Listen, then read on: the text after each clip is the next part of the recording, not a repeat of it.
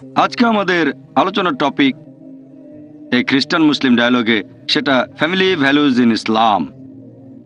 ইসলাম ধর্মে পারিবারিক মূল্যবোধ এটাকে বিচার করার সময় মাত্র একজন মুসলিমের কাজ অথবা একটা মুসলিম সমাজকে দেখলে হবে না। এটাকে বিচার করব বিশুদ্ধ সব উৎসগুলো দিয়ে, সেটা হলো পবিত্র কোরআন আর সহিহ হাদিস। আমি এই পারিবারিক মূল্যবোধকে প্রধানত তিন ভাগে ভাগ করেছি। প্রথমটা হলো সন্তান সন্ততি, তার মানে ছেলে এবং মেয়ে। দ্বিতীয়টা হচ্ছে জীবন সঙ্গী নিয়ে, তার মানে স্বামী এবং স্ত্রী। আর তৃতীয়টা হচ্ছে বাবা মাকে নিয়ে, তাদের সাথে কেমন সম্পর্ক হবে। প্রথমে আমরা সন্তান সন্ততি নিয়ে পারিবারিক মূল্যবোধের ব্যাপারটা দেখব, তার মানে ছেলে এবং মেয়ে। পবিত্র কোরআন বলছে সূরা আনাম অধ্যায় নম্বর 6 আয়াত নম্বর 151, এছাড়াও সূরা ইসরা অধ্যায় 17 আয়াত নম্বর 31, যে দারিদ্র্যের ভয়ে তোমাদের সন্তানদের হত্যা করো না, কারণ আল্লাহ রিজিক দেন তোমাদের আর তোমাদের সন্তানদের। সন্তানকে হত্যা করা হচ্ছে একটা গুরুতর অপরাধ। কোনো শিশুকে হত্যা করা, হোক ছেলে বা মেয়ে, এটা পবিত্র কোরআনে নিষিদ্ধ। আর বিশেষ করে বলা হয়েছে সূরা তাকবীরে অধ্যায় নম্বর 81 আয়াত নম্বর 9, যে কন্যা সন্তানকে জীবন্ত কবর দেওয়া হয়েছে, সে কিয়ামতের দিন প্রশ্ন করবে কোন অপরাধে তাকে হত্যা করা হয়েছিল। এখানে বিশেষ করে বলা হয়েছে তোমাদের কন্যা সন্তানদের হত্যা করো না, বিশেষ করে কারণ আগেকার দিনে আর বিশেষ করে আরব দেশে কোরআন নাজিল হওয়ার আগে সেখানকার কমন প্র্যাকটিস ছিল যে যখন কারো কন্যা সন্তান জন্মতো বেশিরভাগ সময় তাকে জীবন্ত কবর দেওয়া হতো। আলহামদুলিল্লাহ, পবিত্র কোরআন নাজিল হওয়ার পরে এই অশুভ প্র্যাকটিসটা আরব দেশে পুরোপুরি বন্ধ হয়ে যায়। তবে দুর্ভাগ্যজনকভাবে এখনো কিছু দেশে দেখা যায়, আমি যে দেশ থেকে এসেছি মানে ভারত, এরকম বেশ কিছু দেশে এটা হয় কালচারের প্রভাবে। আর ব্যাপারে একটা জরিপ করেছিলেন এমিলি বেকানন বিবিসিতে একটা অনুষ্ঠানে, নাম ছিল লেট হার ডাই, টপিকের নাম অ্যাসাইনমেন্ট। তিনি বলেছেন যে প্রত্যেক দিন ভারতে 3000-এরও বেশি মহিলার গর্ভপাত ঘটানো হয় যখন জানতে পারে পেটের সন্তানটা মেয়ে। কোরআন শিশু হত্যা, বিশেষ করে কন্যা সন্তানকে হত্যা নিষিদ্ধ করেছে। পাশাপাশি কোরআন তাকেও তিরস্কার করেছে যে কন্যা সন্তান হওয়ার সংবাদ শুনলে দুঃখিত হয়ে পড়ে। পবিত্র কোরআন বলছে সূরা নাহাল অধ্যায় নম্বর 16 আয়াত নম্বর 58, পবিত্র কোরআন বলছে যখন কাউকে সংবাদ দেওয়া হয় যে তার কন্যা সন্তান হয়েছে, তার মুখ কালো হয়ে যায় আর অসহনীয় মনস্তাপে ভোগে, আর সে লজ্জায় অন্যদের কাছ থেকে আত্মগোপন করে আর চিন্তা করে হীনতা সত্ত্বেও সে কি তাকে বাঁচিয়ে রাখবে নাকি জীবন্ত কবর দিয়ে দেবে। কত নিকৃষ্ট সিদ্ধান্ত! কন্যা সন্তান হওয়ার সংবাদে যারা দুঃখ পায়, কোরআন তাদেরকে তিরস্কার করেছে। আর আমাদের প্রিয় নবী বলেছেন, এটা সহিহ মুসলিমে 4 নম্বর খণ্ড হাদিস নম্বর 6364, আমাদের নবী বলেছেন যদি কেউ লালন পালন করে দুজন কন্যাকে সঠিকভাবে দয়া আর ভালোবাসার সাথে বয়প্রাপ্ত হওয়া পর্যন্ত, তারা থাকবে একই রকম কাছাকাছি এই আঙ্গুল দুটোর মতো রোজ কিয়ামতের দিনে। আরো একটা হাদিস বলছে যে যদি কেউ দুজন কন্যাকে লালন করে দয়া আর ভালোবাসার সাথে বয়প্রাপ্ত হওয়া পর্যন্ত, সে বেহেশতে প্রবেশ করবে। একবার একজন লোক তার ছেলেকে চুমু দিয়ে নিজের কোলে বসাল আমাদের নবীর সামনে। নবী আপত্তি জানিয়ে বললেন, তোমার মেয়েকেও চুমু দিয়ে তাকে অন্য কোলে বসানো উচিত ছিল তোমার। পুরো মানবজাতির প্রতি পবিত্র কোরআনের প্রথম যে দিক নির্দেশনা, সেটা হচ্ছে সূরা ইকরা বা সূরা আলাক অধ্যায় 96 আয়াত 1 থেকে 5 বলা হয়েছে ইকরা বিসমি রাব্বিকাল্লাযী খালাক খালাকাল ইনসানা মিন আলাক ইকরা ওয়া রাব্বুকাল আকরাম আল্লাযী আল্লামা বিল কালাম আল্লামাল ইনসানা মা লাম ইয়ালাম। পড়ো, পাঠ করো, ঘোষণা করো তোমার প্রতিপালকের নামে যিনি সৃষ্টি করেছেন মানুষকে ঝুলে থাকা একটা বস্তু থেকে, জোকের মতো বস্তু থেকে। পাঠ করো, আর তোমার প্রতিপালক মহিমান্বিত, তিনি মানুষকে শিক্ষা দিয়েছেন কলমের সাহায্যে, শিক্ষা দিয়েছেন মানুষকে যা সে জানতো না। মানুষ জাতির উদ্দেশ্যে পবিত্র কোরআনের প্রথম যে দিক নির্দেশনা হচ্ছে পাঠ করো। আর আমাদের নবী বলেছেন প্রত্যেক মুসলিমের জন্য বাধ্যতামূলক জ্ঞান আহরণ করা, হোক পুরুষ বা নারী। নবী বাবা মার উদ্দেশ্যে বলেছেন যে এটা বাধ্যতামূলক তোমাদের সন্তানের শিক্ষা দেবে, বিশেষ করে কন্যাদের। আসুন এবারে জীবনসঙ্গী নিয়ে পারিবারিক মূল্যবোধের ব্যাপারটা ভালো করে দেখি। আর পবিত্র কোরআন মহিলাদের সম্পর্কে বলেছে যে তারা হলো মুহসেনা, অর্থাৎ শয়তানের বিরুদ্ধে দুর্গ। অন্য ধর্মে এরকম না, অনেক ধর্মেই মহিলাদের বলা হয় শয়তানের প্রধান অস্ত্র। আর একজন ভালো মহিলা তার স্বামীকে সরল পথে রাখে, সিরাতাল মুস্তাকিমে, আর তাকে ভুল পথে যেতে বাধা দেয়। আমাদের প্রিয় নবী বলেছেন, মুহাম্মদ সাল্লাল্লাহু আলাইহি সাল্লাম, সহিহ বুখারী খণ্ড নম্বর 7, বুক অব নিকা, অধ্যায় নম্বর 3, হাদিস নম্বর 4, হে যুবক যুবতীরা, তোমাদের মধ্যে যাদের সামর্থ্য আছে তারা বিয়ে করো, কারণ এটা দৃষ্টির সংযম আর লজ্জাস্থানের হেফাজতে সাহায্য করে। ইসলাম ধর্ম তাড়াতাড়ি বিয়ে করাকে উৎসাহ দেয়। যদি আপনার সামর্থ্য থাকে তাহলে বিয়ে করবেন তাড়াতাড়ি। আর পবিত্র কোরআন বলছে, যদি তোমার সামর্থ্য না থাকে নিজেকে সংযত রাখো যতক্ষণ না আল্লাহ তাআলা তোমাকে সামর্থ্য দেন। আমাদের নবী বলেছেন, এই হাদিসটার বর্ণনা দিয়েছেন হযরত আনাস রাদিয়াল্লাহু আনহু, যে যদি কেউ বিয়ে করে তার অর্ধেক দিন সম্পূর্ণ হবে, তার মানে ধর্মের অর্ধেক। একবার প্রশ্নোত্তর পর্বে একজন দর্শক আমাকে প্রশ্ন করেছিল যে তার মানে কি দুটো বিয়ে করলে পুরো দিন পূর্ণ হবে, তার মানে পুরো ধর্ম? নবী এখানে কি বুঝিয়েছেন যে বিয়ে অর্ধেক দিনকে সম্পূর্ণ করে?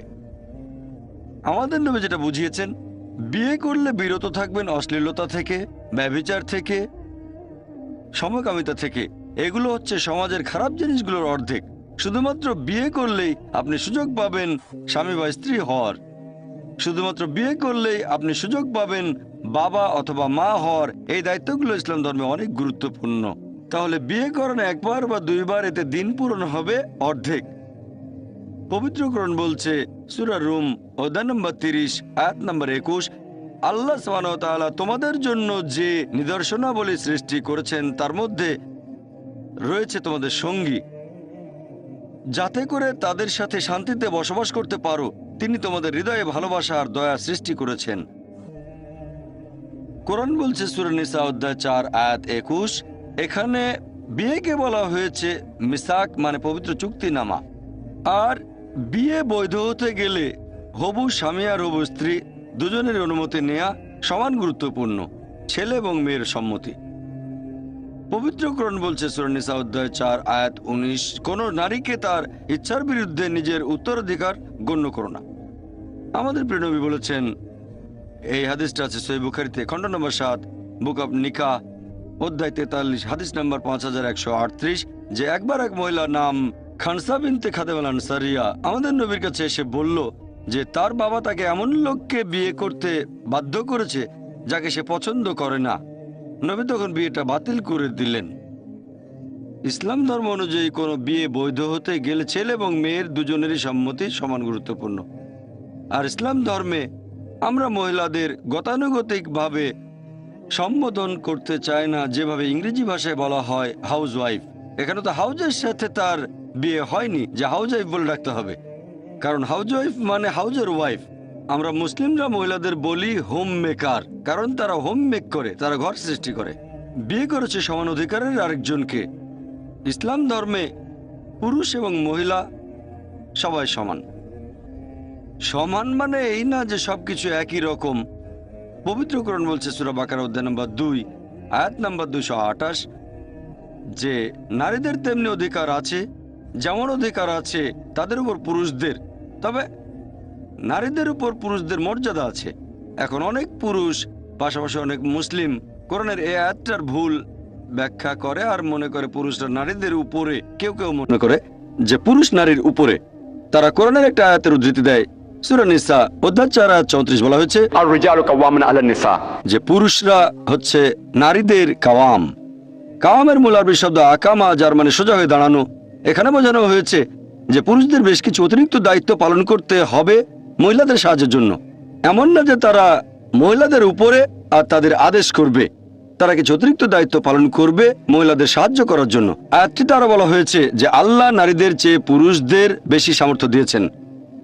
এছাড়াও পবিত্র কোরআন বলছে সূরা নিসা অধ্যায় নম্বর 4, আয়াত নম্বর 19, যে তোমার স্ত্রীগণের সাথে সৎভাবে দয়ার সাথে বসবাস করো। লেকচারের শুরুতে আমি কোরআনের একটা আয়াতের উদ্ধৃতি দিয়েছিলাম। সূরা বাকারা অধ্যায় নম্বর 2, আয়াত 187 বলা হয়েছে, হুন্না লিবাসুল লাকুম ওয়া আনতুম লিবাসুল লাহুন্না, স্ত্রীগণ তোমাদের পরিচ্ছদ আর তোমরা তাদের পরিচ্ছদ। স্বামী এবং স্ত্রী যে ভূমিকা একটা পরিবারে, সেটা হবে পোশাকের মতো। আমরা বিভিন্ন পোশাক পরি গোপন করার জন্য, স্বামী এবং স্ত্রী একে অন্যের দোষ গোপন করবে। আমরা পোশাক পরি নিরাপত্তার জন্য, এখানেও একে অন্যকে নিরাপত্তা দেবে। পোশাক পরি সৌন্দর্যের জন্য, স্বামী এবং স্ত্রী একে অন্যকে সুন্দর করে তুলবে। সম্পর্কটা হাত এবং হ্যান্ড গ্লাভসের মতো। আর ইসলাম অনুযায়ী একটা পরিবারে জীবিকা উপার্জনের দায়িত্ব হচ্ছে পুরুষদের। ইসলাম অনুযায়ী কোনো পরিবারে একজন মহিলাকে উপার্জনের জন্য কাজ করতে হবে না। বিয়ে হওয়ার আগে সেই মহিলার দায়িত্ব থাকে তার বাবা অথবা ভাইয়ের, আর বিয়ের পরে দায়িত্ব থাকে স্বামী এবং ছেলের উপর। তারাই সেই মহিলার থাকা, খাওয়া, পোশাক ইত্যাদির ব্যয়ভার বহন করবে। সেই মহিলাকে উপার্জনের জন্য কাজ করতে হবে না। সেই অর্থনৈতিকভাবে অনেক সিকিউরড ইসলাম ধর্ম অনুযায়ী পুরুষদের চেয়ে। তবে মহিলা যদি কাজ করতে চায় অর্থনৈতিক সমস্যার কারণে করতে পারে, তবে পরিবেশটা হবে ইসলামিক, আর সেই কাজটা হবে ইসলামিক শরিয়া অনুযায়ী অনুমোদিত।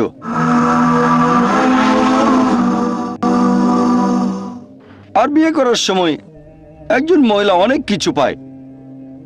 পবিত্র কোরআন বলছে সূরা নিসা অধ্যায় 4 আয়াত 4 যে বিয়ে করার সময় নারীদের তোমরা মোহর দান করবে। তার মানে একটা বিয়ে বৈধ হতে গেলে অবশ্যই মোহর দিতে হবে। হবু স্বামী তার হবু স্ত্রীকে মোহর দান করবে, এটা বাধ্যতামূলক। তবে আমি যে দেশ থেকে এসেছি, তার মানে ভারতে সমাজের নিয়মটা উল্টো। বিয়ের সময় স্ত্রী যৌতুক দেয় তার স্বামীকে, হবু স্বামীকে। এটা ভারতের একটা কালচার যেটা আমাদের সমাজকে কলুষিত করেছে। যেমন একটা মেয়ে বিয়ে করতে চায় কোনো গ্র্যাজুয়েটকে, টাকা দিতে হবে 1 লক্ষ টাকা। পাত্র ইঞ্জিনিয়ার হলে টাকা দিতে হবে 5 লক্ষ টাকা। পাত্র ডাক্তার হলে 10 লক্ষ টাকা। যেন হাটের মধ্যে গরু ছাগল বিক্রি করা হচ্ছে। ইসলাম ধর্মে এরকম কিছু দাবি করা নিষিদ্ধ। যৌতুক নিষিদ্ধ স্ত্রীর কাছ থেকে। মেয়ের বাবা যদি স্বেচ্ছায় কোনো উপহার দেয় তাহলে কোনো সমস্যা নেই, তবে প্রত্যক্ষ বা পরোক্ষভাবে দাবি করাটা নিষিদ্ধ। বলতে পারবে না যে আমার ছেলে মার্সিডিজ গাড়ি চালাতে খুব পছন্দ করে, তার মানে যৌতুক হিসেবে একটা মার্সিডিজ বেঞ্চ দিতে হবে। আমার ছেলে 4 বেডরুমের ফ্ল্যাট খুব পছন্দ করে, তার মানে আমার ছেলেকে আপনার মেয়ের সাথে বিয়ে দিতে পারি যদি ছেলেকে 4 বেডরুমের ফ্ল্যাট দেন। সরাসরি বা ঘুরিয়ে ফিরিয়ে যৌতুক চাওয়াটা হবু স্ত্রীর কাছে ইসলামে অনুমতি নেই। আর মনে করেন সেই মহিলা বিধবা হয়ে গেল দুর্ভাগ্যজনকভাবে, তখন সে সম্পত্তির অংশ পাবে। একজন মহিলা ওয়ারিশ হতে পারে। এছাড়াও ইদ্যতের সময়কালে ভরণ পোষণ পাবে, অর্থনৈতিক সাহায্য। যদি তাকে তালাক দেওয়া হয় সে আর্থিক সাহায্য পাবে। আর মানুষজনের মধ্যে একটা ভুল ধারণা আছে যে ইসলাম ধর্ম পুরুষদের কেন একাধিক স্ত্রী রাখার অনুমতি দিয়েছে। এখানে সময় কম, তাই বিস্তারিত বলতে পারবো না কেন এটার অনুমতি আছে। তবে সংক্ষেপে এটুকু বলতে পারি, পৃথিবীর অন্য সব ধর্মই, ধর্মগ্রন্থগুলো পড়লে দেখবেন এগুলো একজন পুরুষকে যতগুলো ইচ্ছে বিয়ে করার অনুমতি দিয়েছে। আমার জানা মতে কোনো ধর্মগ্রন্থ নেই যেটা পুরুষদের বলছে একটা বিয়ে করো পবিত্র কোরআন বাদে। যদি হিন্দু ধর্মগ্রন্থ পড়েন, পুরুষরা যত খুশি বিয়ে করতে পারে। পরবর্তীতে এই কিছুদিন আগে ভারতের সরকার আইন করেছে যে হিন্দু পুরুষরা মাত্র একটা বিয়ে করবে। তারপর ওল্ড টেস্টামেন্টে বাইবেল পড়লে দেখবেন সেখানে আছে 1 কিংস অধ্যায় 11 অনুচ্ছেদ 3। সলোমনের ছিল 700 জন স্ত্রী, ইব্রাহিমের ছিল 3 জন স্ত্রী। পরবর্তীতে এটা ইহুদিদের রেবায় আর খ্রিস্টান চার্চ নিষেধাজ্ঞা আরোপ করেছে। ইসলাম বলছে সূরা নিসা অধ্যায় 4 আয়াত নম্বর 3, তোমাদের পছন্দের নারীকে বিয়ে করো 2, 3 বা 4 জন, তবে যদি সুবিচার করতে না পারো মাত্র একজনকে। কারণ জানতে চাইলে প্রশ্নোত্তর পর্বে আমাকে জিজ্ঞেস করতে পারেন। তবে এটা হলো মহিলাদের শালীনতার জন্য যে একজন পুরুষের একাধিক বিয়ে করার অনুমতি আছে। এটা ফরজ না, বাধ্যতামূলক না যে একাধিক বিয়ে করতেই হবে। অনেকে মনে করে ফরজ, আবার এরকমও না যে একাধিক বিয়ে করলে সব বেশি পাবেন। এটা হচ্ছে অপশনাল। তবে একাধিক বিয়ে করলে আপনাকে সুবিচার করতেই হবে। সুবিচার করতে না পারলে সমস্যায় পড়ে যাবেন। স্বাভাবিক পরিস্থিতিতে কখনো ডিভোর্স হওয়া উচিত না। এটা হতে পারে একেবারে শেষ উপায় হিসেবে। যদি স্বামী স্ত্রীর মধ্যে ম্যাচ না করে তখন শেষ উপায় হিসেবে।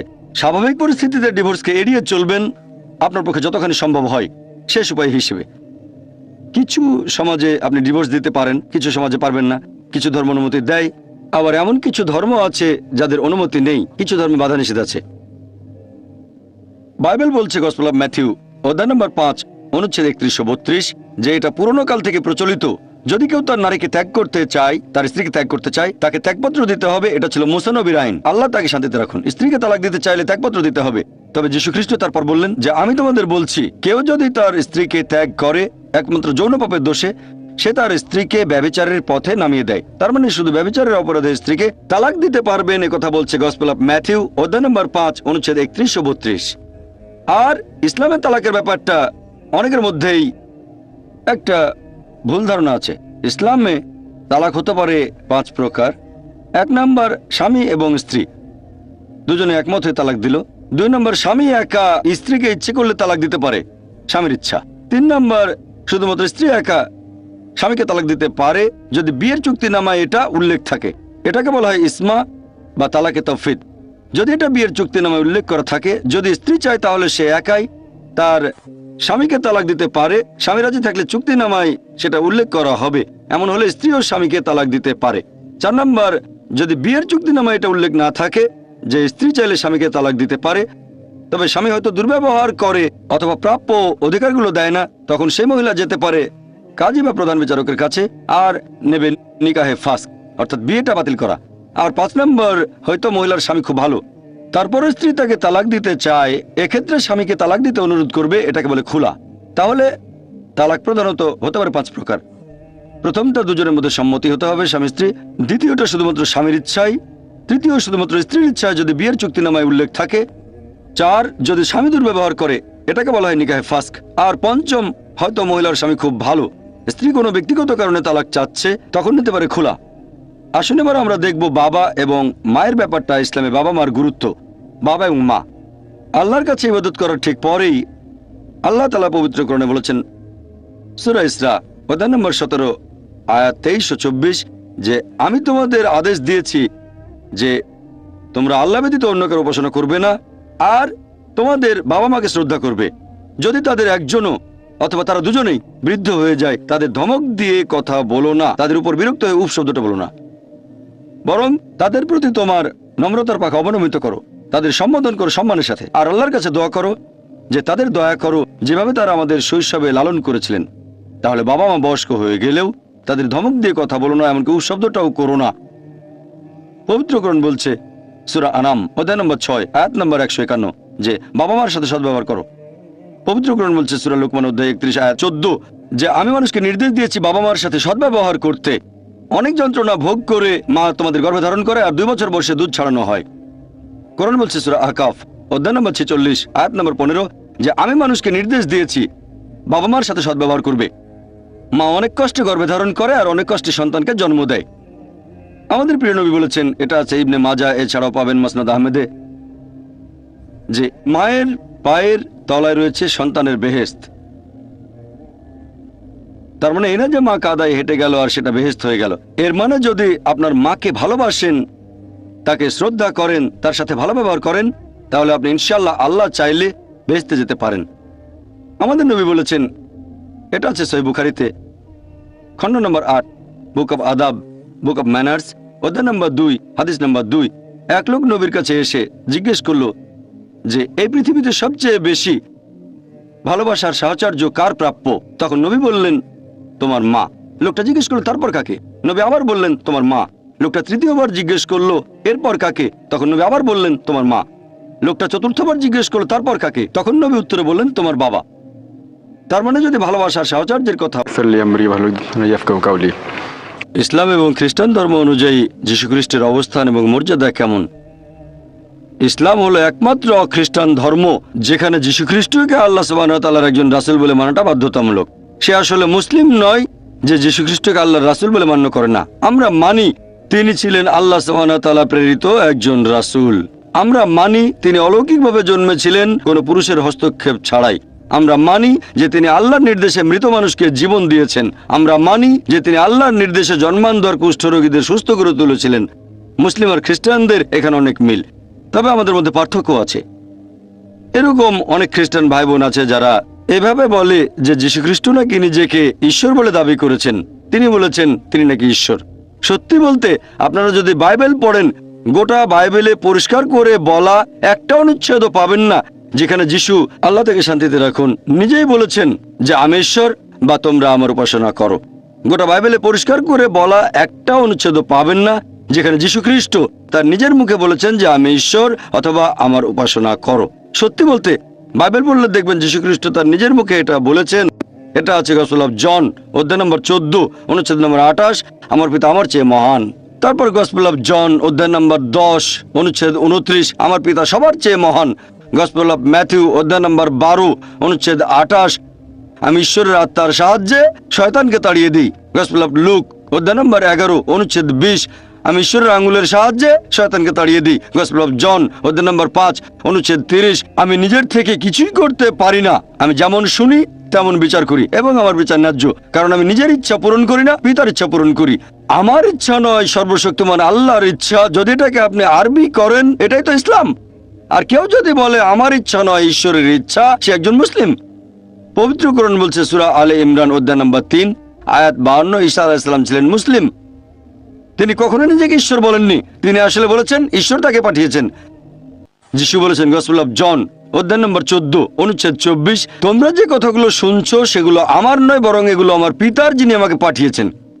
গসপেল অফ জন অধ্যায় নম্বর 17 অনুচ্ছেদ 3, এই হলো চিরস্থায়ী জীবন, যাতে করে তোমরা বিশ্বাস করো মাত্র একজন ঈশ্বর এবং যীশু খ্রিস্টকে যাকে তিনি পাঠিয়েছেন। এরপর বুক অফ অ্যাক্টস অধ্যায় নম্বর 2 অনুচ্ছেদ 22, যে ইসরায়েলবাসী শোনো, নাজারেত শহর যিশু ঈশ্বর অনুমোদিত একজন মানুষ তোমাদের মাঝে, যে অনেক অলৌকিক কাজ করবে, ঈশ্বর তাকে দিয়ে করাবেন এবং তোমরা তা সাক্ষী থাকবে। যিশু নিজেকে ঈশ্বর বলেননি, বাইবেল বলছে ঈশ্বর অনুমোদিত একজন ব্যক্তি অনেক অলৌকিক কাজ করবে, এগুলো ঈশ্বর তাকে দিয়ে করাবেন। যিশুকে একবার প্রশ্ন করা হলো যে ঈশ্বরের একেবারে প্রথম নির্দেশটা কি। যিশু তখন বললেন গসপেল অফ মার্ক অধ্যায় 12 অনুচ্ছেদ 29 হিব্রুতে, শামা ইসরাঈল আবনাই আল হাইন আবনাই খাদ, শোনো হে ইসরায়েলবাসী, ঈশ্বর আমাদের প্রভু কেবলমাত্র একজন।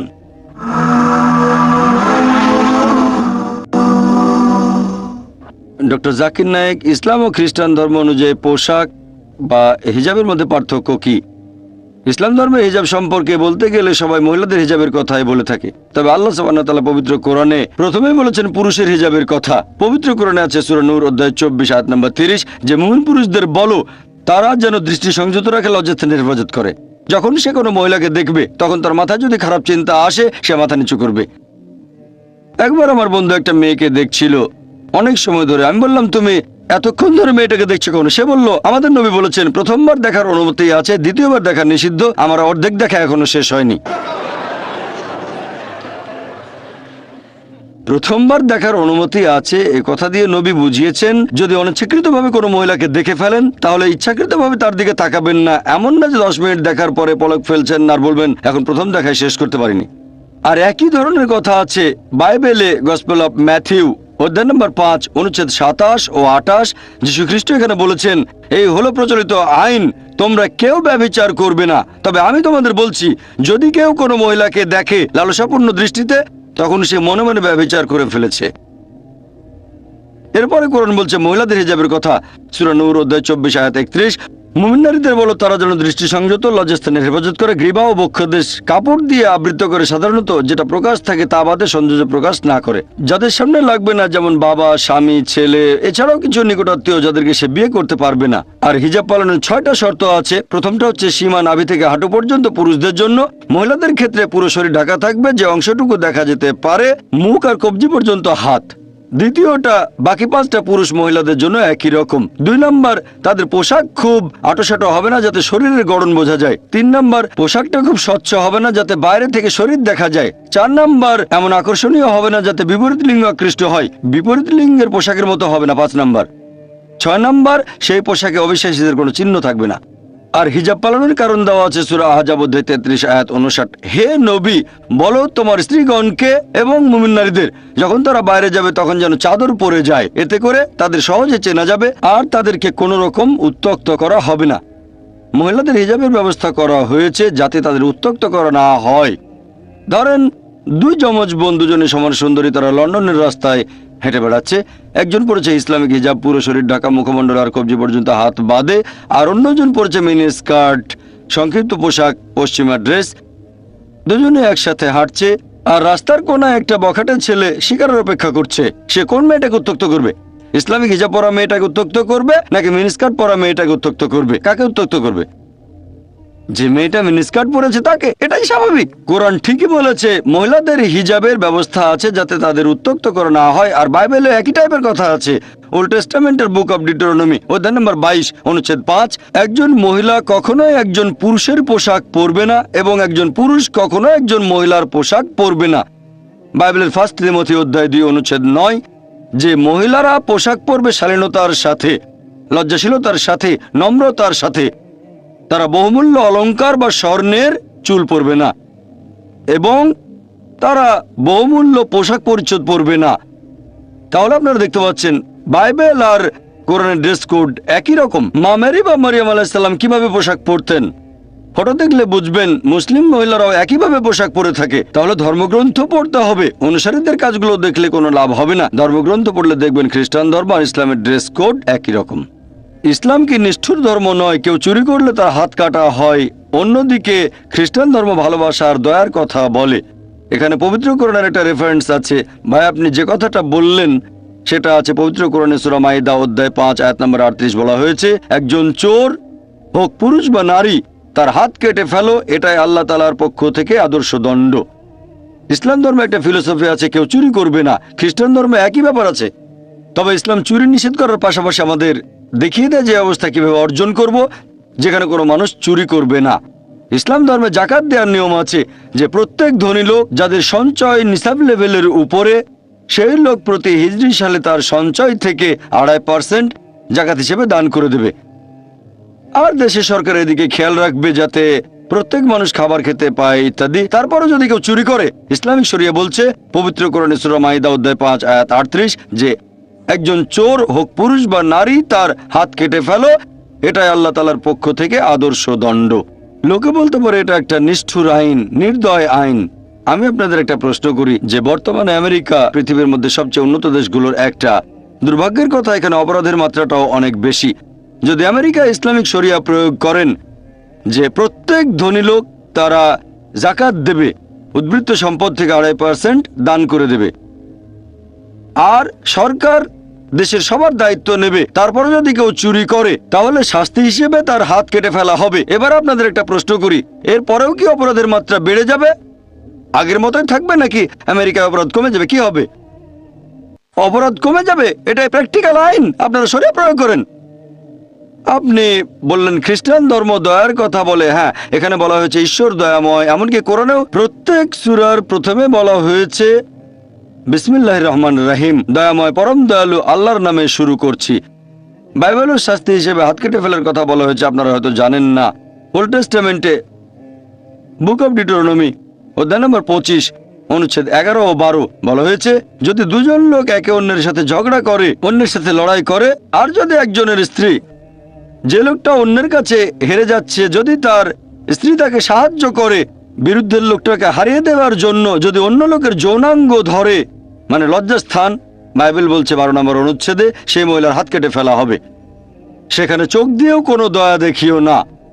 তাহলে বাইবেলও হাত কেটে ফেলার কথা আছে। দুই লোকের ঝগড়ার সময়ে একজনের স্ত্রী যদি তাকে সাহায্য করে, বাইবেল সেই স্ত্রীর হাত কেটে ফেলতে বলছে ডিউটেরোনমি অধ্যায় নম্বর 25 অনুচ্ছেদ 11 ও 12। আর ইসলাম দয়া দেখানোর পাশাপাশি ন্যায় বিচারও করে। খেয়াল রাখা হয় যাতে সংশ্লিষ্ট সবাই সুবিচার পায়। যে লোক একটা অপরাধ করেছে সেজন্য শাস্তি পেলে কাজটা আর কখনো করবে না, আর যার উপরে অপরাধ করা হয়েছে আল্লাহ খেয়াল রেখেছেন সেজন্য সুবিচার পায়। পরে ইনশাল্লাহ একটু পরে আবার আসছি। রেভারেন্ড টেলর আসলে উনার মাকে স্টেশন থেকে আনতে যাবেন, তাই আমি তাকে অনুরোধ করব কয়েকটা প্রশ্নের উত্তর দিতে। উনি অনেক প্রশ্ন পেয়েছেন, হয়তো 2-3টার বেশি বলতে পারবেন না। এই অনুষ্ঠানে আসার জন্য আর আমাদের সাহায্য করার জন্য ওনাকে অনেক অনেক ধন্যবাদ। Thank you reverend. আমি আসলে এখন সন্তানের দায়িত্ব পালন করতে যাচ্ছি। স্টেশন থেকে আমার মাকে আনতে যাব। এই কাজই আমাকে স্বর্গে নিয়ে যাবে, যেহেতু আমি আমার মায়ের দেখাশোনা করছি। পারিবারিক মূল্যবোধ। যারা আমাকে প্রশ্ন পাঠিয়েছেন তাদের সবাইকে অনেক ধন্যবাদ। আর আমিও খুব খুশি হতাম যদি সবগুলো প্রশ্নের উত্তর আমি দিতে পারতাম। তবে সময় কম, তাই 3টা প্রশ্নের উত্তর দিচ্ছি। প্রশ্নগুলো আলাদা আলাদা বিষয়ের উপর। প্রথম প্রশ্নটা বাস্তবধর্মী, সবার আগে এটার উত্তর দিচ্ছি। প্রশ্নটা যে বাইবেলের অরিজিনাল ম্যানুস্ক্রিপ্ট গ্রিক ভাষায় লেখা কেন? যীশু খ্রিস্ট তো অ্যারামাইক ভাষায় কথা বলতেন, একটু ব্যাখ্যা করেন। এর কারণ হলো বাইবেলের নিউ টেস্টামেন্ট এটা লেখা হয়েছিল গ্রিক ভাষায়, পাশাপাশি অ্যারামাইক আর সিরিয়াক ভাষায়। এরকম বিভিন্ন ভাষায় বাইবেল লেখা হয়েছে যাতে মানুষ সে সম্পর্কে জানতে পারে। অ্যারামাইক ছিল তখনকার দিনে ছোট্ট একটা সম্প্রদায়ের ভাষা। তবে আপনি যদি রোমান সাম্রাজ্যের সবার কাছে পৌঁছে দিতে চান ভূমধ্য সাগরীয় অঞ্চলে, সেখানে প্রচলিত ভাষা গ্রিক, তাই এটাই ব্যবহার করা হয়েছে। তবে এই বাইবেলেও কিছু কিছু কথা অ্যারামাইক ভাষাতেই আছে, যেমন যিশু বলেছিলেন আল্লাই আল্লাই লামা সাবাক সাবাক তানি, এরকম বিভিন্ন কথা। এগুলো বাইবেলে অ্যারামাইক ভাষাতেই সংরক্ষিত আছে। এর পরের প্রশ্নটা রাজনৈতিক দৃষ্টিকোণ থেকে বেশ গুরুত্বপূর্ণ, কারণ এখানে কসোভোর কথা বলা হয়েছে। প্রশ্ন করা হয়েছে বসনিয়ার মতো গণহত্যা এখন কসোভোতেও সংঘটিত হচ্ছে। এই গণহত্যা বন্ধ করার ব্যাপারে খ্রিস্টান বিশ্ব আর পশ্চিমা সভ্য সমাজ কি কোনো রকম পদক্ষেপ নিচ্ছে? আমি এই প্রশ্নের উত্তর ইরাকের প্রসঙ্গটা আনব। আর এসব জায়গায় যে ধ্বংসযজ্ঞ চলছে তার জন্য আমার মতে খ্রিস্টান বিশ্ব দায়ী নয়, আসলে দায়ী হচ্ছে পশ্চিমা বিশ্ব। খ্রিস্টান বিশ্ব আর পশ্চিমা বিশ্বকে আমি এক করে দেখব না। পশ্চিমা বিশ্বের বিভিন্ন দেশ তাদের রাজনৈতিক স্বার্থ উদ্ধারের জন্য বিভিন্ন জায়গায় যুদ্ধে জড়িয়ে পড়ছে। আমার মতে এর সাথে খ্রিস্টান ধর্মের কোনো সম্পর্ক নেই। যেমন ধরেন ইরাকের লোকজন, সেখানে মুসলিমরা আছে, খ্রিস্টানরাও আছে, তারা সবাই এখন জাতিসংঘের হস্তক্ষেপের কারণে নানা রকম সমস্যায় ভুগছে। আর আমার মনে হয় এর পেছনে রয়েছে পশ্চিমা বিভিন্ন দেশ। খ্রিস্টান ধর্মবিশ্বাসের সাথে এর কোনো সম্পর্ক নেই, কারণ সেখানে আপনারা দেখতে পারেন ইরাকি মুসলিমরা যেমন কষ্টে আছে, সেরকম ইরাকি খ্রিস্টানরাও অনেক কষ্টের ভেতরে আছে। অনেকের মধ্যে একটা ভুল ধারণা আছে যে পশ্চিমা বিশ্ব মানে খ্রিস্টান, এটাই প্রথম কথা। আর কসোভোতে এটা একেবারে মৌলিক একটা প্রশ্ন। খ্রিস্টান ধর্মবিশ্বাসের পক্ষ থেকে এখানে বিশ্বাসীদের জন্য মানবাধিকার সংরক্ষণের কথা বলা হয়েছে। হতে পারে তারা আলবেনিয়ান অথবা বসনিয়ান বা অন্য কিছু। আমি এ ব্যাপারে একমত যে কসোভোর আলবেনিয়ানদের রক্ষা করার জন্য পশ্চিমা বিশ্বের দেশগুলো আর জাতিসংঘকে আরো আন্তরিকতার সাথে বিভিন্ন পদক্ষেপ নিতে হবে। সার্বিয়া বা মালদোভিয়া সরকারের সাথেও এ ব্যাপারে আলোচনা করা যেতে পারে। আর সবশেষে খুব সুন্দর একটা প্রশ্ন এখানে লেখা রয়েছে, এই অনুষ্ঠান শেষ হওয়ার পরে আপনার কি সন্দেহ আছে যে আপনি খ্রিস্টান আর ইসলাম একমাত্র ধর্ম, এটা কি বুঝতে পারছেন? আপনাকে অনেক ধন্যবাদ। প্রথমেই একটা কথা বলি, মুসলিম সম্প্রদায়ের সাধারণ মানুষরা ধর্ম সম্পর্কে যে জ্ঞান রাখে সেটা আমাকে সবসময় মুগ্ধ করেছে। আর আমি মুসলিমদের কাছাকাছি এসে অনেক কাজ করেছি, এতে করে ইসলাম ধর্ম আর এই ধর্মের অনুসারীদের প্রতি আমার শ্রদ্ধাবোধ দিন দিন আরো বেড়ে গেছে, এখনো বাড়ছে। আর হ্যাঁ, ইসলাম ধর্ম আমাকে দিন দিন আরো আকৃষ্ট করছে। আশা করি খ্রিস্টান ধর্ম আপনাকে একইভাবে আকৃষ্ট করবে। আপনাদের সবাইকে অনেক ধন্যবাদ। সরি, আমাকে এখনই যেতে হবে।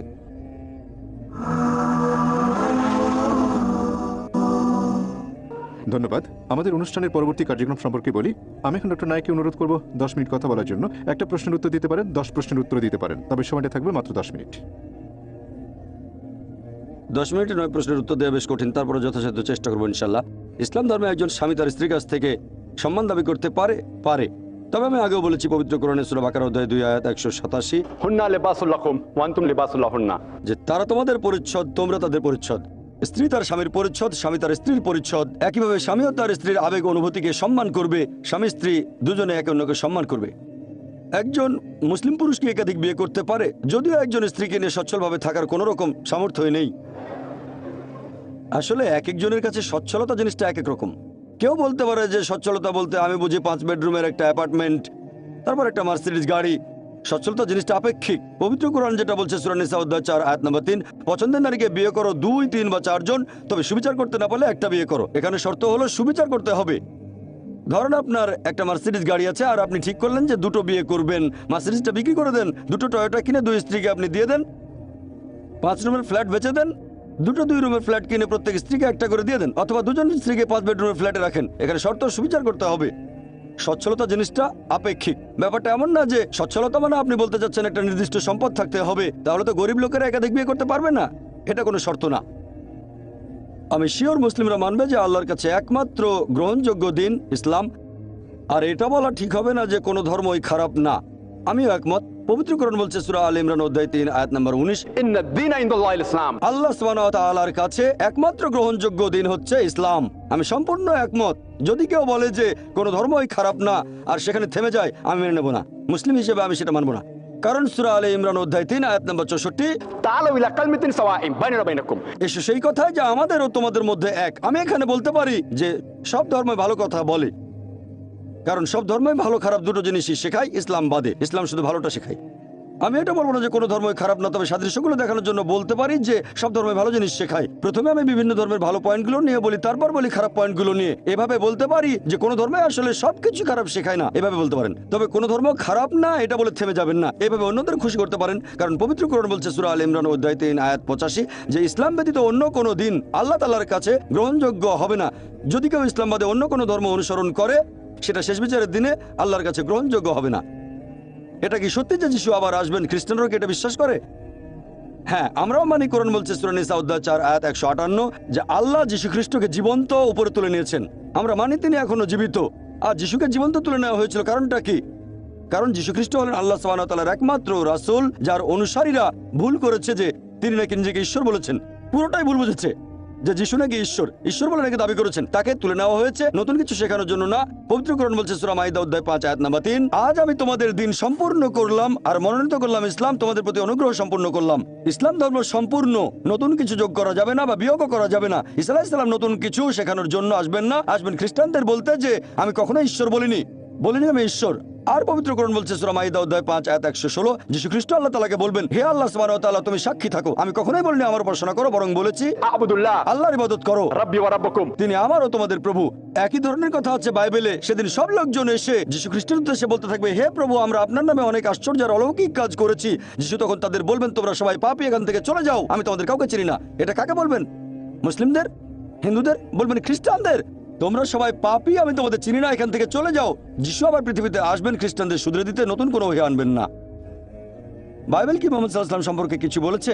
মুহাম্মদ সাল্লাল্লাহু আলাইহি ওয়াসাল্লাম সম্পর্কে বাইবেলে ভবিষ্যৎবাণী কি আছে? দুটো প্রশ্ন একই। বাইবেলে মুহাম্মদ সাল্লাল্লাহু আলাইহি ওয়াসাল্লাম সম্পর্কে বেশ কিছু ভবিষ্যৎবাণী আছে। ওল্ড টেস্টামেন্টে আছে, নিউ টেস্টামেন্টেও আছে। যেমন ধরেন বুক অফ ডিউটেরোনমি অধ্যায় 18 অনুচ্ছেদ 18, ঈশ্বর বলেছেন, আমি একজন দূত প্রেরণ করব তোমাদের ভাইদের মধ্য থেকে, যে হবে তোমাদের মতো, আর আমি তার মুখে আমার বাণী দেব, আমি যে আদেশ দেব তার মুখে সে কথা শোনা যাবে। খ্রিস্টানরা বলে এই ভবিষ্যৎবাণীটা যীশু খ্রিস্টের কথা বলছে। যদি ভালো করে দেখেন, যীশু খ্রিস্ট কিন্তু মুসা আলাইহিস সালামের মতো নন। খ্রিস্টানরা এভাবে বলে যে যিশু ছিলেন ইহুদি আর একজন রাসূল, সেজন্য তিনি মুসা আলাইহিস সালামের মতো। যদি এই দুটো শর্ত দিয়ে ভবিষ্যৎবাণী পূরণ হয়, তাহলে বাইবেলে মুসা আলাইহিস সালামের পর যত নবী রাসূলের কথা আছে, সলোমন, ইজিকিয়েল, আইজায়া, ড্যানিয়েল, হোসিয়া, জন, সকলেই এই ভবিষ্যৎবাণী পূরণ করবেন, কারণ তারা ছিলেন ইহুদি আর আল্লাহর নবী। ভালো করে দেখলে বুঝবেন এই ভবিষ্যৎবাণী মুহাম্মদ সাল্লাল্লাহু আলাইহি সাল্লাম ছাড়া অন্য কারো কথা বলছে না। কারণ মুসা আলাইহিস সালাম এবং মুহাম্মদ সাল্লাল্লাহু আলাইহি সাল্লাম দুজনে প্রাকৃতিকভাবে জন্মেছিলেন, যিশু খ্রিস্ট ভাবে জন্মাননি। মুহাম্মদ সাল্লাল্লাহু আলাইহি সাল্লাম আর মুসা আলাইহিস সালাম বিয়ে করেছিলেন, তাদের সন্তান ছিল। যিশু বিয়ে করেননি, তার সন্তানও ছিল না। তারা দুজনেই স্বাভাবিকভাবে মারা গেছেন। যিশু খ্রিস্ট স্বাভাবিকভাবে মৃত্যুবরণ করেননি। কোরআন বলছে তাকে জীবন্ত তুলে নেওয়া হয়েছে, কিন্তু বাইবেল বলছে যে যিশু খ্রিস্ট ক্রুশবিদ্ধ হয়ে মারা গেছেন। তাহলে মুহাম্মদ সাল্লাল্লাহু আলাইহি সাল্লামের সাথে মুসা আলাইহিস সালামের অনেক মিল, যিশু খ্রিস্টের সাথে মুসা আলাইহিস সালামের অত মিল নেই। এছাড়া বলা হয়েছে তোমাদের ভাইদের মধ্য থেকে, আর আমরা জানি যে আরবরা ইহুদিদের জ্ঞাতি ভাই। এছাড়া বাইবেল আছে বুক অফ আইজায়া অধ্যায় 12 অনুচ্ছেদ 29 বলা হয়েছে যে একজন দূত আসবেন যিনি হবেন নিরক্ষর। যখন তাকে বলা হবে আপনি এটা পড়েন, তিনি বলবেন আমি পড়তে জানি না। আমাদের নবীর কাছে যখন প্রথম ওহী নাজিল হলো ইকরা, সূরা ইকরা অধ্যায় 6 আয়াত নাম্বার 1, ফেরেশতা জিবরাইল বললেন ইকরা, আমাদের নবী বললেন মা আনা বিকারি, আমি পড়তে জানি না। ভবিষ্যৎবাণীটা পুরোপুরি মিলে গেছে। এমনকি আমাদের নবীর নাম ওল্ড টেস্টামেন্টে আছে, সং অফ সলোমন অধ্যায় নাম্বার 5 অনুচ্ছেদ নাম্বার 16। হিব্রুতে বলা হয়েছে ইকুম মিতাকিম বিকুল্লি মুহাম্মাদিম যায়দুদি ওয়া যায়রাই বাইনা জেরুসালাম। মুহাম্মাদিন 17 ভাষায় ইম শব্দটা দিয়ে সম্মান বোঝানো হয়। হিব্রু ভাষাতে মুহাম্মদ ইম, মুহাম্মাদিম। ইম সম্মানের জন্য, নামটা আসলে মোহাম্মদ সম্মানের জন্য ইম, সেজন্য হয়ে গেল মুহাম্মাদিম। তবে অনুবাদ করা হয় তার মুখের ভাষা খুব মিষ্টি আর তিনি সবকিছু নিয়ে মনোরম। তিনি আমার প্রিয়, তিনি আমার বন্ধু, হে জেরুজালেমের কন্যারা। তবে ওল্ড টেস্টামেন্টের অরিজিনাল ম্যানুস্ক্রিপ্টে মুহাম্মদ নামটা পাবেন। নিউ টেস্টামেন্টে দেখবেন গসপেল অফ জন অধ্যায় 14 অনুচ্ছেদ 16তে, গসপেল অফ জন অধ্যায় 15 অনুচ্ছেদ 26-এ, সেখানে বলা হয়েছে আমাদের প্রিয় নবী আসবেন সাহায্যকারী হিসেবে। তারপর আছে গসপেল অফ জন অধ্যায় 16 অনুচ্ছেদ 7। কিন্তু আমি তোমাদের সত্য কথা বলছি, তোমাদের জন্য ভালো হবে যদি আমি চলে যাই, কারণ আমি যদি না যাই তাহলে সেই সাহায্যকারী আসবেন না, তবে আমি যদি যাই তাহলে তাকে পাঠিয়ে দেব। খ্রিস্টানরা বলে এই সাহায্যকারী হলো পবিত্র আত্মা। তবে এখানেই বলা আছে যে সাহায্যকারী শুধুমাত্র তখনই আসবেন যদি যীশুখ্রিস্ট চলে যান। আর আমরা জানি যে বাইবেলের পবিত্র আত্মা আগেও ছিল, যেমন যীশুখ্রিস্টের জন্মের সময় পবিত্র আত্মা ছিল যখন ব্যাপটাইজড হন। তাহলে এই ভবিষ্যৎবাণী পবিত্র আত্মার কথা বলছে না, এটা বলছে আমাদের প্রিয় নবী মুহাম্মদ সাল্লাল্লাহু আলাইহি ওয়াসাল্লামের কথা। এছাড়াও আপনারা দেখবেন গসপেল অফ জন অধ্যায় 16 অনুচ্ছেদ 12 থেকে 14 বলা হয়েছে, আমি তোমাদের অনেক কথা বলতে চাই, তবে এখন তোমরা সেটা সহ্য করতে পারবে না, কারণ যখন সত্যের আত্মা আসবেন তিনি তোমাদের সত্যের পথে নিয়ে যাবেন। প্রত্যেক নবী রাসূল পরবর্তীতে আরেকজন নবীর ভবিষ্যৎবাণী করেছেন যে সর্বশেষ চূড়ান্ত নবী মুহাম্মদ সাল্লাল্লাহু আলাইহি ওয়াসাল্লাম, তারপরে আর কেউ আসবেন না। একটা লেকচার আমি দিয়েছিলাম মুহাম্মদ সাল্লাল্লাহু আলাইহি ওয়াসাল্লাম in various religious scriptures, Hindu ধর্মগ্রন্থ, বৌদ্ধ ধর্মগ্রন্থ, পার্সি ধর্মগ্রন্থ, ইহুদি ধর্মগ্রন্থ, খ্রিস্টান ধর্মগ্রন্থ। বিস্তারিত জানার জন্য লেকচারটা দেখতে পারেন। ইসলামে অস্থায়ী বিয়ের অনুমতি আছে কি? অনেক মুসলিম এটা বিশ্বাস করে, একটু ব্যাখ্যা করবেন? আচ্ছা, সময় তো শেষ। যদি মুতাবিয়ের কথা বলেন, ইসলামে এর অনুমতি নেই। হ্যাঁ, আমি একমত, আমাদের নবী প্রথম দিকে বলেননি এটা ভুল, কারণ ইসলামে অনেক নির্দেশ ধাপে ধাপে এসেছে, যেমন অ্যালকোহলকে নিষিদ্ধ করা হয়েছে ধাপে ধাপে। একইভাবে নবী এ ব্যাপারে কিছু বলেননি। তবে এটা 7ম হিজরিতে তাবুকের যুদ্ধের সময় নবী পরিষ্কার করে বলেছেন যে মুতাবিয়ে হারাম। বাকি প্রশ্নগুলো সময় পেলে বলবো ইনশাআল্লাহ। সুন্দর বলেছেন ডক্টর নায়েক। এখানে উপস্থিত সবাইকে অনেক ধন্যবাদ। আমি দর্শকদের কাছে একটু সাহায্য চাইবো। বের হয়ে যাওয়ার সময় আপনারা কি চেয়ারগুলো ভাঁজ করে রাখবেন, প্রত্যেকেই 2-3টা করে, তাহলে আমাদের জন্য কাজটা বেশ সহজ হয়ে যায়। আবারও আপনাদের সবাইকে অনেক অনেক ধন্যবাদ। আর ধর্মবিশ্বাসের পার্থক্য নিয়েও আমরা কোনো রকম ঘৃণা বা বিদ্বেষ পোষণ করব না। ডক্টর অ্যালবার্ট হুরানি, এই বিশ্বখ্যাত আরব এবং মুসলিম বিশেষজ্ঞ, লিখেছিলেন, ইসলাম ধর্ম আর এর বিভিন্ন দিক সম্পর্কে কেউ পরিষ্কারভাবে বলতে পারবে না যদি না সে তাদের সাথে একটা চলমান সম্পর্ক তৈরি করে যাদের ব্যাপারে সে এগুলো লিখছে। আর কুরআনের বলা এই চলমান সম্পর্ক যে কোনো আলোচনার ক্ষেত্রে গুরুত্বপূর্ণ হতে পারে। কোনো ধর্মীয় নেতা বা কোনো ধর্মীয় প্রতিষ্ঠান অথবা কোনো ধর্মীয় কর্তৃপক্ষ, এখানে বিভিন্ন ধর্মের সাথে আমরা শুধু মতামতই বিনিময় করব না, তার পাশাপাশি আমরা অন্যান্য জিনিসও বিনিময় করব। এখানে আমরা বিনিময় করব আতিথেয়তা আর মানবিক মূল্যবোধ। এখন এই আতিথেয়তা করা বা স্বাগত জানানো, এটা পৃথিবীর সবগুলো প্রধান ধর্মেই বেশ গুরুত্বপূর্ণ, বিশেষ করে ইসলাম ধর্মে অনেক কালচারকেই বদলে দিয়েছে। উদাহরণ হিসাবে আমরা ইংল্যান্ডের কালচারের কথা বলতে পারি। এখানে নানা ধর্ম আর নানা দেশের ছাত্ররা আছে। এটা ছিল 1 নম্বর পয়েন্ট। 2 নম্বর, বুঝতে পারা, অজ্ঞতা নয়। আমার মাঝে মধ্যে লোকজনকে দেখে অবাক লাগে, তারা অন্য ধর্ম সম্পর্কে খুবই কম জানে, হোক তারা মুসলিম, হিন্দু, শিখ, ইহুদি, জৈন বা খ্রিস্টান। অজ্ঞতা খুব খারাপ জিনিস। এই অজ্ঞতা একটা কালচারাল অসুখের মতো। এখান থেকে আসে ভয়, ভুল বুঝাবুঝি আর সহ্য না করা। আপনাদের একটা উদাহরণ দেই। ইসলাম এই ধর্মকে পশ্চিমা বিশ্ব সবসময় ভুল বুঝেছে আর ভুলভাবে প্রচার করেছে। এখনো ব্যাপারটা সেই রকমই। ডক্টর আজিজ আল আজমে এক্সটেটার ইউনিভার্সিটিতে ইসলামিক স্টাডিজের প্রফেসর দেখিয়েছেন যে ইসলামকে নিয়ে পশ্চিমাদের বানানো ক্যারিকেচার মোট 3টা ধাপ পার হয়। 16 শতাব্দীতে ধর্মীয় সংস্কারের আগে তারা ইসলামকে দেখাতো অসহিষ্ণু আর খারাপ ধর্ম হিসাবে। তারপর অষ্টাদশ শতাব্দীতে ইসলাম ধর্ম হয়ে গেল অদ্ভুত আর হাস্যকর। আর বর্তমানে যে ধর্মবিশ্বাসটা খুবই ভীতিকর। ওয়াশিংটনের জর্জটাউন ইউনিভার্সিটির প্রফেসর জন এসপোজিটো একটা পেপার পাঠিয়েছিলেন জর্ডানের আম্মানে। আমি সেখান থেকে উদ্ধৃতি দিচ্ছি। তিনি বলেছেন, আমরা যে পৃথিবীতে বাস করি সেখানে প্রায় সবাই এরকম কথা বলি বা টিভিতে পেপারে এরকম হেডলাইন দেখি: জঙ্গি ইসলাম, ধ্বংসাত্মক ইসলাম, মৌলবাদী ইসলাম, ইসলামিক বোমা, ইসলামিক চরমপন্থী, ইসলামিক উগ্রপন্থী, ইসলামিক গেরিলা আর ইসলামিক সন্ত্রাস। এমনকি ন্যাটোর সাবেক সেক্রেটারি জেনারেল একবার একটা অনুষ্ঠানে বলেছিলেন, ইসলাম হচ্ছে নতুন কমিউনিজম।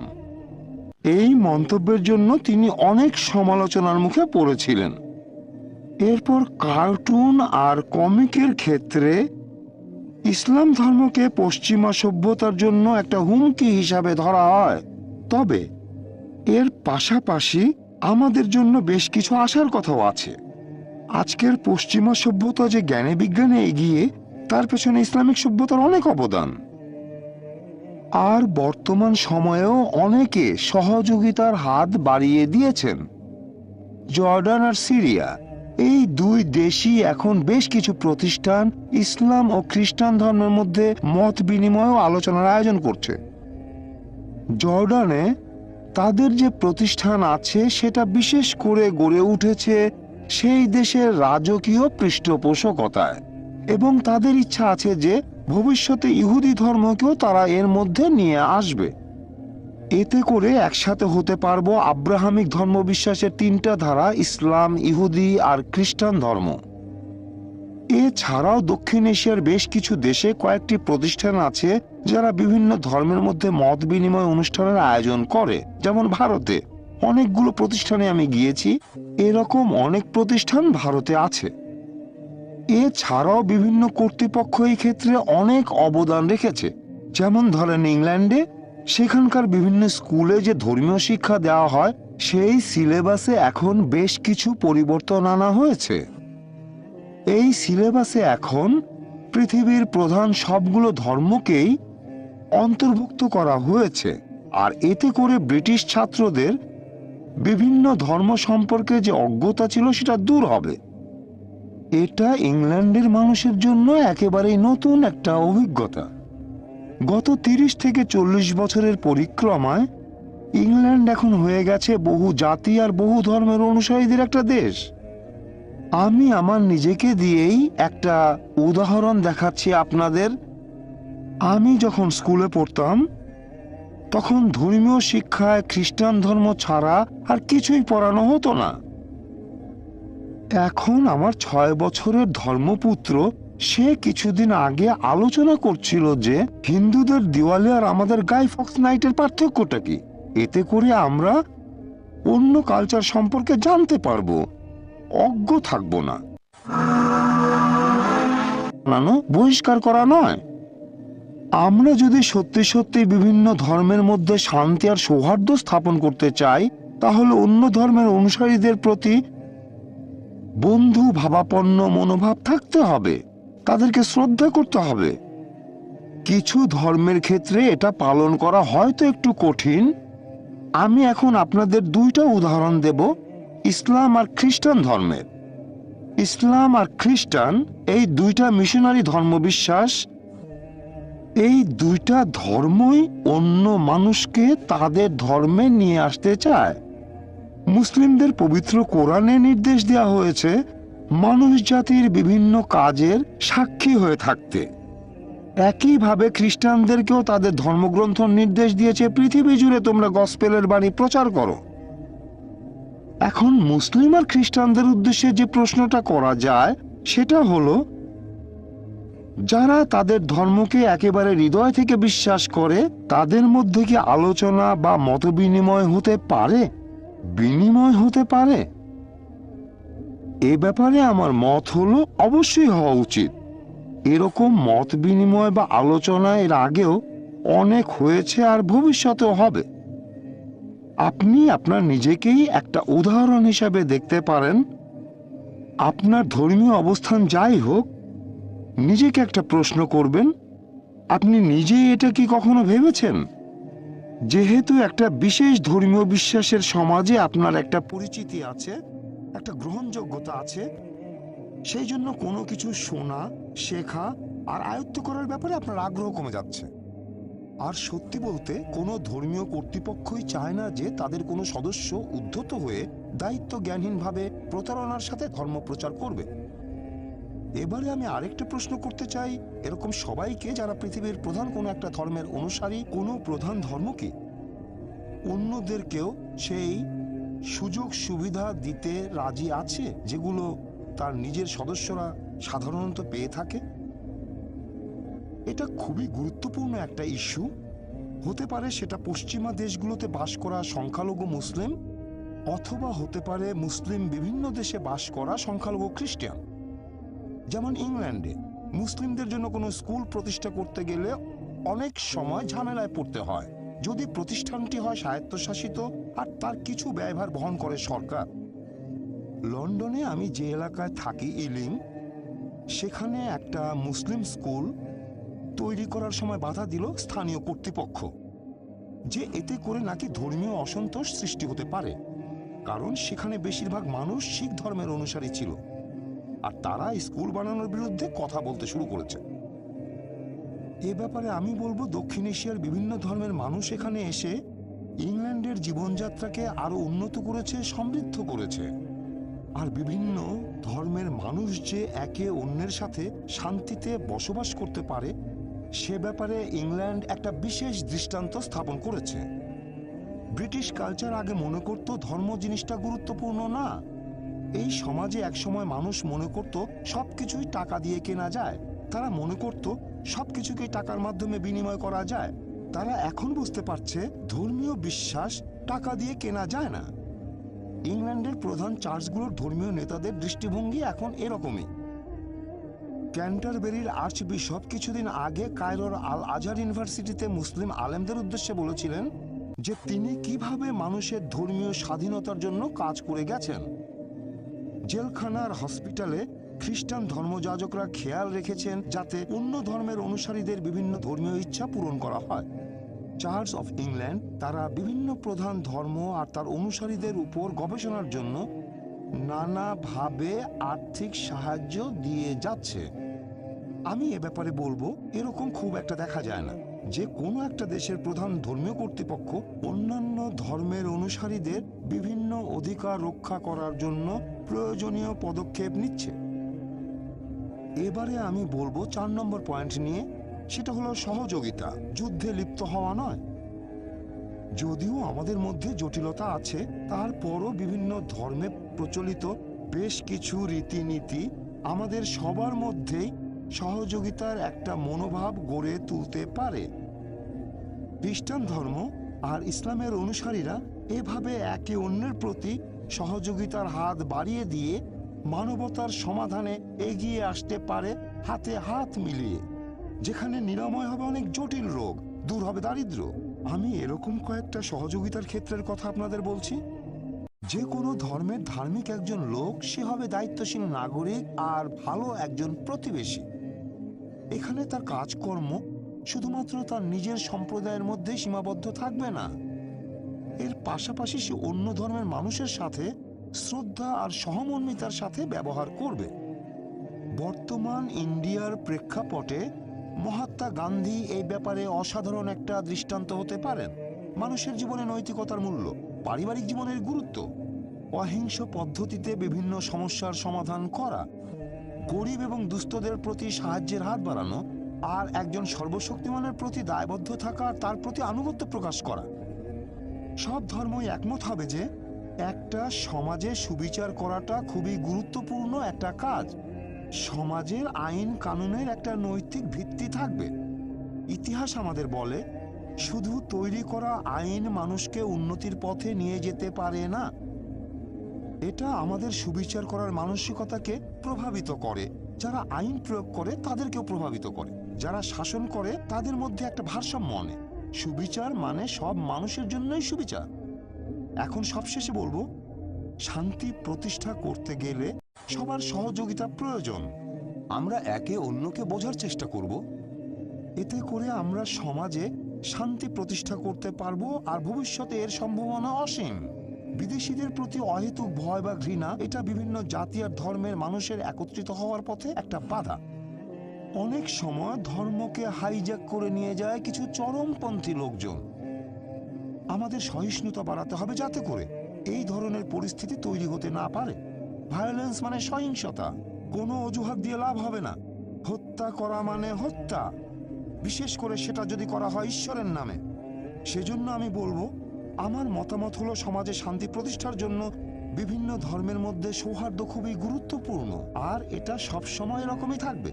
ইংল্যান্ডের মুসলিম সম্প্রদায় এ ব্যাপারে খুবই গুরুত্বপূর্ণ একটা ভূমিকা পালন করছে।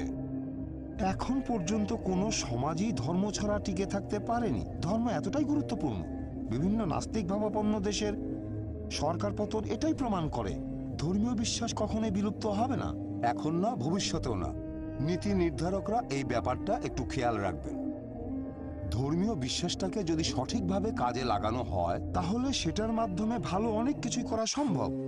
আমি এরকম কিছু ক্ষেত্রের কথা চিন্তা করেছি, আর আমি এই ব্যাপারে পুরোপুরি নিশ্চিত যে একটা ধর্ম যেমন খ্রিস্টান ধর্ম আর ইসলাম আমাদের সমাজেই আছে। বিভিন্ন ধর্মের মাধ্যমেই আমরা সমাজে শান্তি, আইন শৃঙ্খলা আর